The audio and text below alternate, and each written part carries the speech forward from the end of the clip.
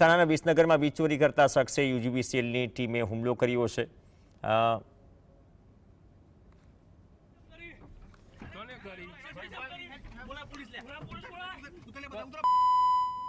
વિસનગરના થૂથમલ ગામે આ હુમલો થયો।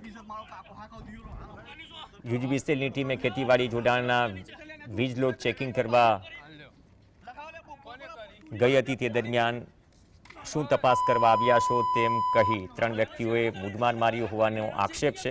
વીજ કર્મચારીઓને ઈજા થતા તેમને વિસનગર સિવિલ હોસ્પિટલમાં ખસેડાયા છે। કુલ 6 કર્મચારીઓ ત્યાં સ્થળ ઉપર હતા।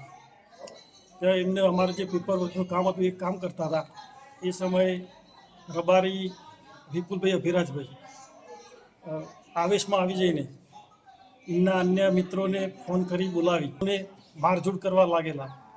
તો અમે પછી ત્યાંથી નીકળવા જતા હતા તે ગાડીમાંથી અમને કોલર પકડી બહાર કાઢી લાકડીના ધોકા વડે પગ ઉપર ધોકા માર્યા।